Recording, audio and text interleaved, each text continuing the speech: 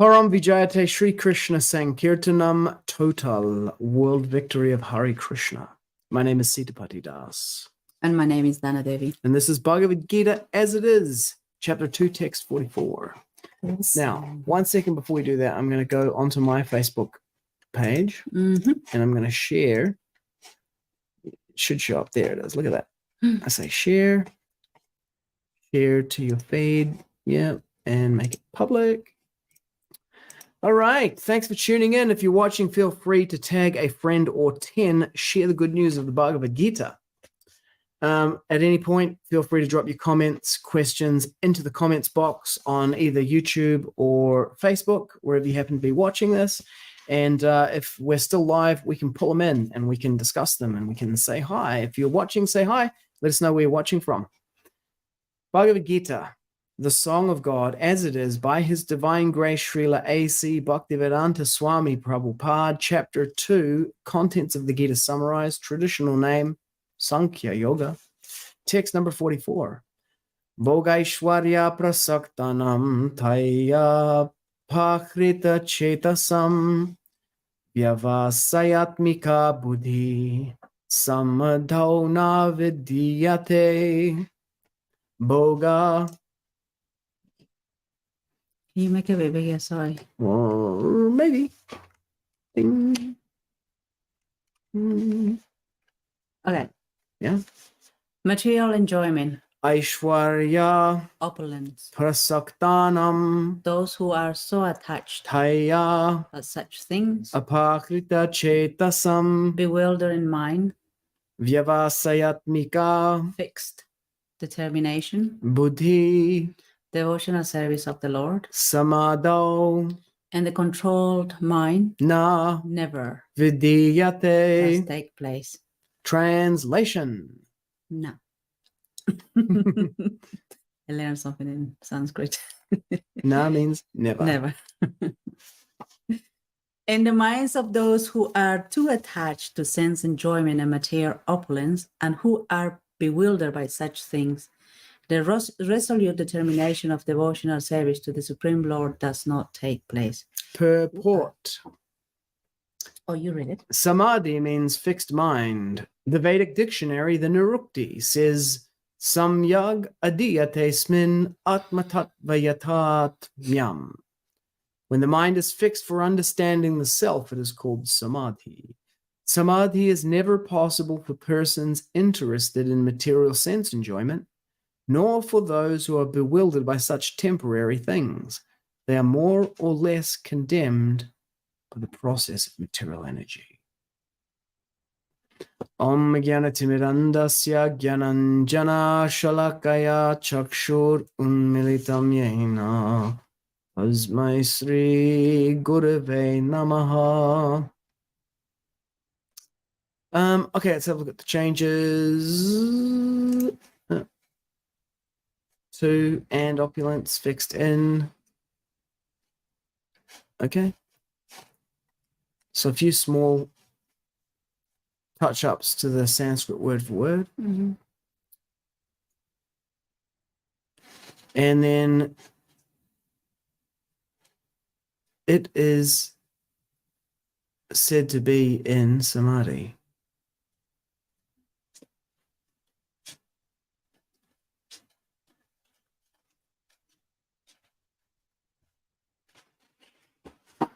Okay. Grammar, it has no antecedent. So yeah, you could change it to this is called Samādhi, or you could change it to it is said to be in. But it's understandable. It's like grammar Nazi rules. But that's cool. Yeah, the original manuscript has it is called Samādhi. When the mind is fixed for understanding the self, this is called Samādhi. When the mind is fixed for understanding the self, it is said to be in Samādhi. That actually changes the meaning of that. That actually changes the meaning.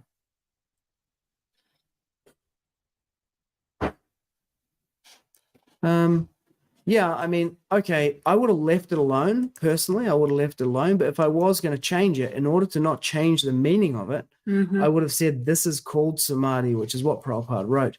it is said to be in samadhi. What he's done is he's made the mind the antecedent here. Whereas when Prabhupada's written it, it's not that it has no antecedent. It does. The antecedent is when the mind is fixed for understanding the self. Mm-hmm. This is called samadhi. Mm-hmm. So when the mind is fixed, it is called samadhi. Samadhi is also like when someone is resting date, isn't it? Samadhi, the mind is fixed. Yeah, Yogas Chitta Vritti Nirodha, it is said in the Yoga Sutra, which the eightfold yoga system, the Ashtanga Yoga, which ends with samadhi, which means complete absorption. There's two different types of samadhi. There's it's in the 6th chapter. It's also in I.K. Taimni's book, Science of Yoga, the 6th chapter. Sampragya samadhi. Let's have a look. Chapter 6, Dhyan Yoga, which was called Sankhya Yoga, but got changed in the 2nd edition to Dhyan Yoga. It's in this text here, pretty sure, 20 to 23. Samadhi, quoting Patanjali in the Yoga Sutras.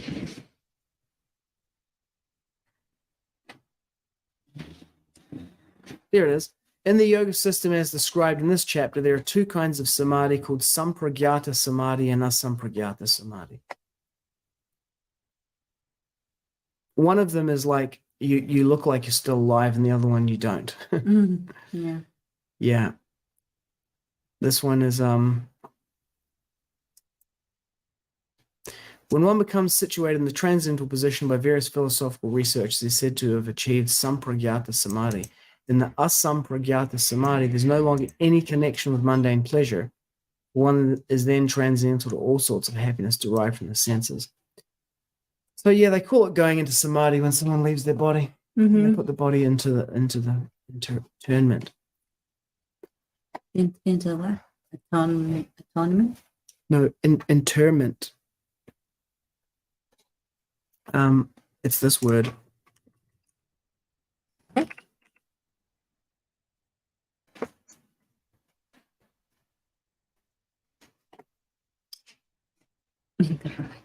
Interesting, huh?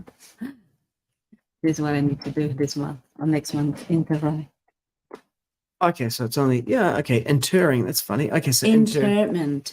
Okay. Yeah, interment. It doesn't have two R's. I got it mixed up with interring. Sepulture, sepultura. La sepultura. Yeah, La Sepultura, the band from español. Brazil. Yeah. It's not the band, let's see. Sí, pues, mira. Sepultura. Okay, we do in Bhagavad-gita, no. What about Sepulveda? There's a place in California called Sepulveda. See, Sepultura. Yeah, and then there's a place called Sepulveda, and I've been there on my way to South America from the LA temple. Sepulveda. Sepulveda. Sepulveda. It's the name, huh? Can't see that far, but anyways, yeah. Oh, okay. Let me make it bigger for you. Okay. Yeah. Okay, back to the verse. In the minds of those who are too attached to sense enjoyment and material opulence and who are bewildered by such things, the resolute determination of devotional service to the Supreme Lord does not take place. Yeah. Commentary by In the minds of David. those who are too attached to sense enjoyment and material opulence and who are bewildered by such things, the resolute determination of devotional service to the Supreme Lord does not take place. Yes. I wonder when I read that, I was like, what about these swamis that are like, having posh houses and posh cars and, having those incredible parties with their disciples and the shirt and doing this stripping dance in front of ladies. And, they have a lot of attachment to sense enjoyment for sure. Because if they didn't have, they were like, nah, boring, can be part of it. But it appears as that. I mean, when I see that, you only go to places that is appealing to you. You only do things that is appealing to you. As otherwise, many people have this rejection to it, you see? I'm sorry, am I in the corner? Come in a little bit more. Yeah. So if you see these people doing that, it's like you actually like doing that. Yeah. I'll give you a counterpoint to that, though. For sure. Okay, so it says, and who are bewildered by such things. So there was one devotee called Vidhīyate, right? Let's see if we can find him in here. He's in the Chaitanya Charitamrita. You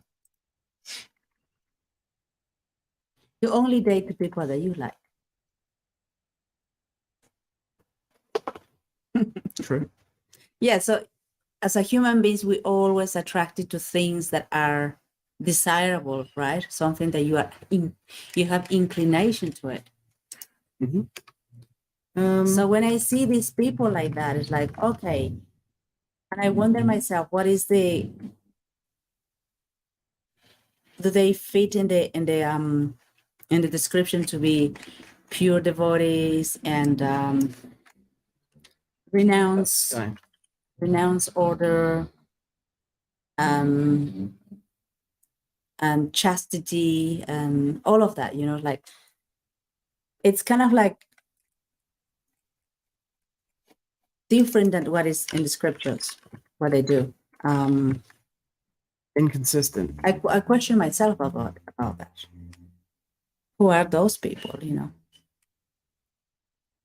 Because as far as the descriptions goes to the renounced order, they're actually renounced order. They live by the grace of Sri Krishna and Srila Prabhupada. And whatever happens on the day, whatever blessings you have, they're satisfied with that. But it appears there's like these few swamis out there that just have the biggest opulence to do things. So, okay. Sri Vidhīyate was a disciple of Madhavendra Puri and was the guru of Sri Gadadhar Pandit. He was sometimes misunderstood to be too much attached to material pleasures. But just by hearing the recitation of one verse of the Bhagavatam, he would enter into a trance. Yeah. Here we go. There is a very interesting story how Sri Gadadhar Pandit first met Vidhīyate. He had heard that he was a very great devotee and one worthy of seeking out, so he went to his home for darshan. His initial seeing him sent confusion through his being, as before him sat what appeared to be the personification of sense gratification. Dressed in opulent silk clothing, hair oiled and nicely combed back, seated upon a huge silken cushion with a water pipe smoking in front of him, and beautiful young women seated around the room. Bona fide. Gadadhar Pandit came there expecting to see a sadhu, a guru, someone he could approach for spiritual knowledge, to learn from and take shelter of, but to his surprise, he saw this sense gratification. I came here to learn from you about Krishna, Gadadhar said. But no sooner the word Krishna were uttered, Vidhīyate fell to the ground, his body became strangely transformed, and he mumbled the name of Krishna. Hare Krishna, Krishna Krishna, Hare Hare. Hare Rama, Rama Rama, Hare Hare.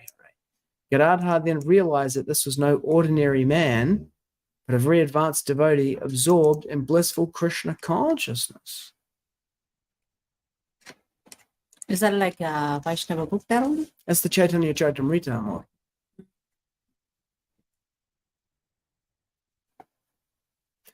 The difference, though, is Vidhīyate wasn't a sannyasi, so he hadn't. But the point here is, see, it's this point here, bewildered by such things, and that's due to being too attached. So he was not attached to it. Well, I guess there is difference there, right? If he is not in the renounced order, and then obviously some people, some grihasta people have good opulences due to their karma. Yep. And yeah, could be. But I don't know these days. I'm not gonna say because people are like, oh, you're offending the books. How the books are changed according to what they want. I just like, how first of all is this? Yeah, there's not a huge amount of changes to the philosophy in the books. There is some significant changes that have been made, small ones in specific areas, but the process is in place for them to make wider changes, unfortunately. Deviations more. The process around the books is not good. Speaking of which, What? we've got some books today. Yay. From Sridhar Srinivasan, A Divine Prophecy. Oh, it's backwards. Let me see if I can mirror. I think I can. MacBook webcam. Transform. Flip horizontal. There you go. A Divine Prophecy. Sri Namalvar's predictions on Lord Chaitanya. You know why I flipped it?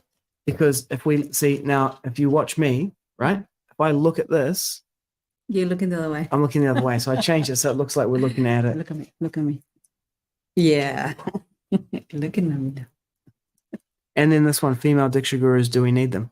Which I actually think would have been better if it had been done with Female Diksha Gurus, Not So Many, which was the original title he was looking at using. And I think it would have been a better one. But regardless, thanks to Sridhar Srinivasan for Flip Horizontal getting those books to me Yes, from incredible. India. Thank you for sending them. We will Amazing.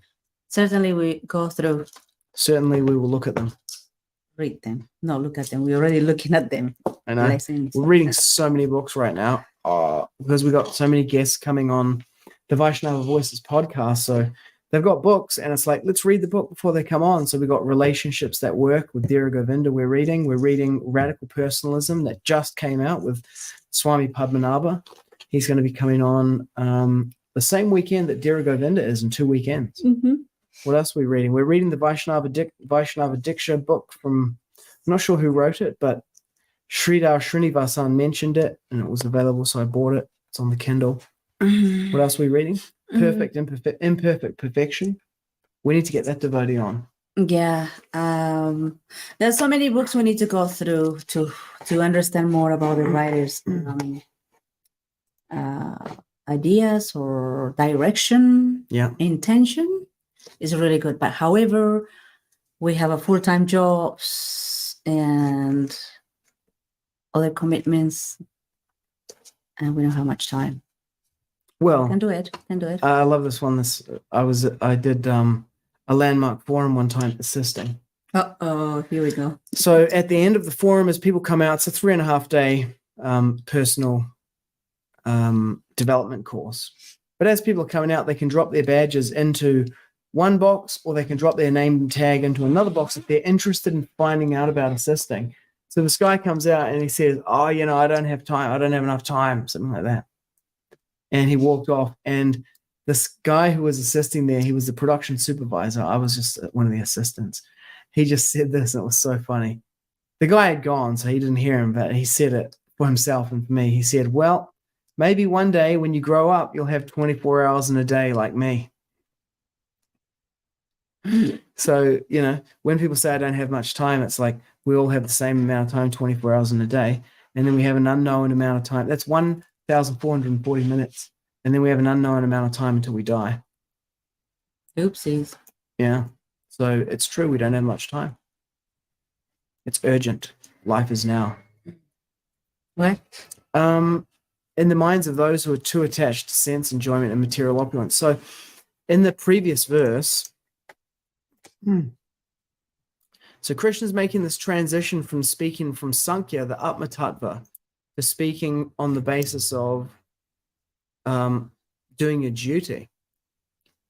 Oh, it's just so great. Look at the men of a small knowledge are very much attached to the flowery words of the Vedas, which recommended various fruitive activities for elevation to heavenly planets, result in good birth, power, and so being desirous of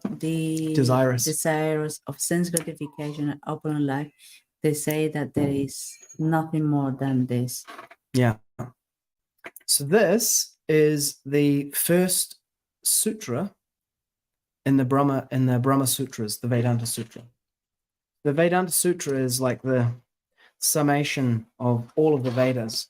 And the very first sutra in the Vedanta Sutra is Atato Brahma Jigyasa, which means, therefore, the conclusion is that one should inquire into Brahman. What is Brahman? And that's the siddhanta of a particular argument. And that argument is that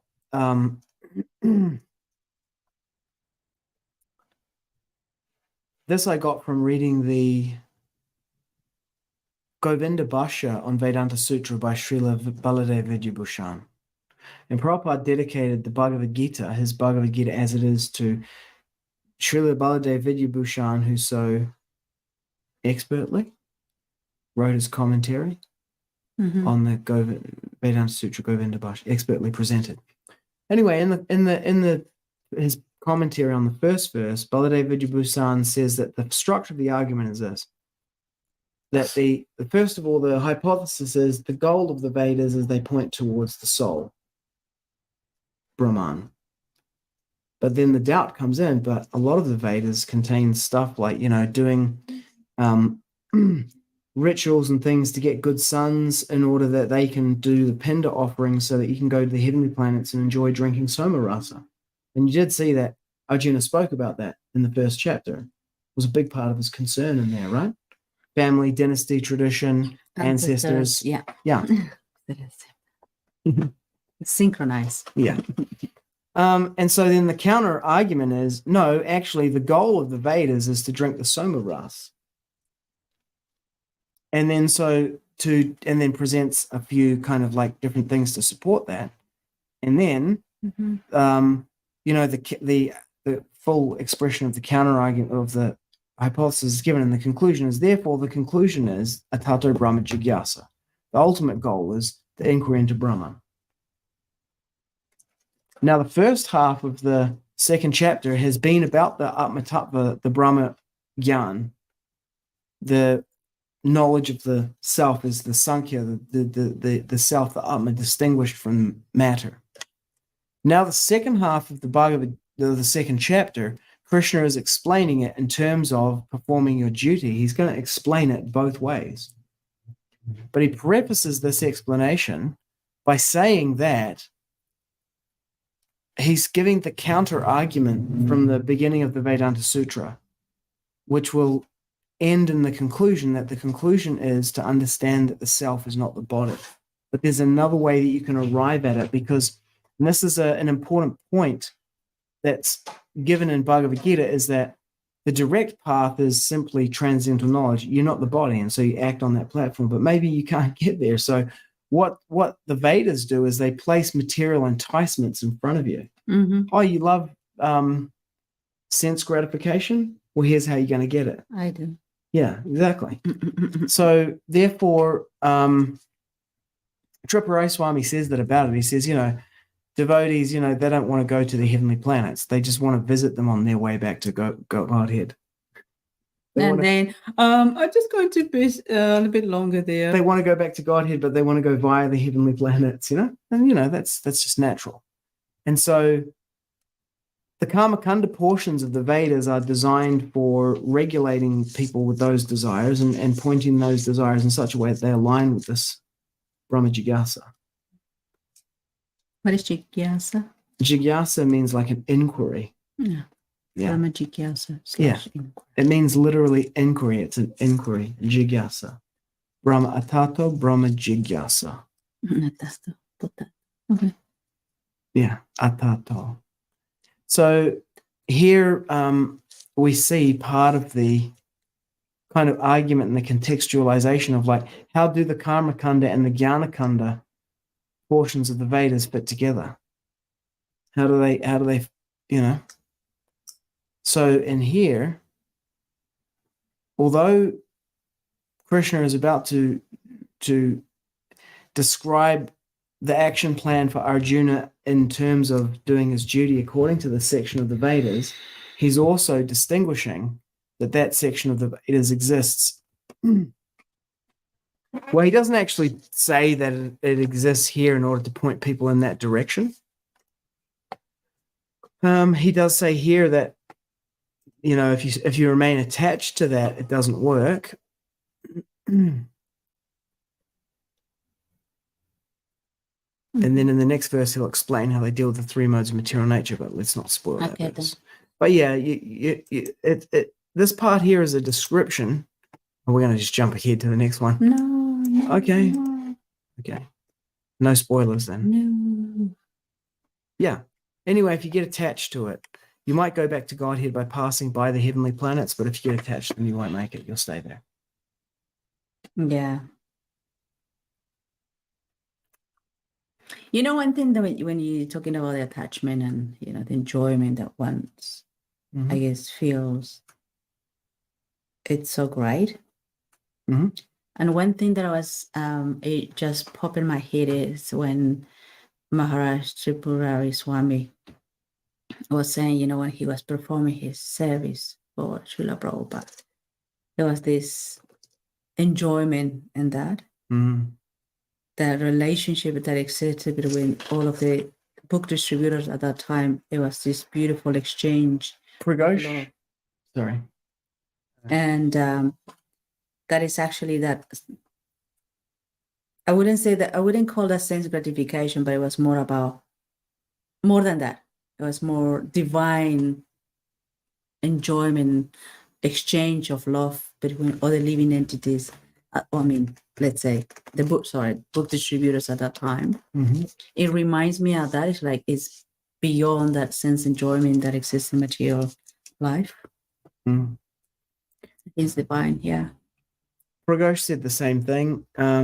He said, you know, people were like, oh, you know, such a great austerity and everything. He was like, dude, we were just having fun. We were just having the time of our lives. What a great way to spend your 20s, you know? Yeah. Doing that kind of thing. It's really is what your 20s is for, is a great transcendental adventure. Yeah. Chasing rhinos with the Swami. It's a 3-book set by Shama Sundar. We should get it. Oh, wow. We should get him on to talk about it. Yes, let's do that. Yeah. Chasing rhinos with the Swami, yeah. Yeah, it's incredible. We can have more books to read and more people to interview. We need to get a library, lots of bookshelves. Yeah, I also need to get like a scheduling secretary to schedule all these events.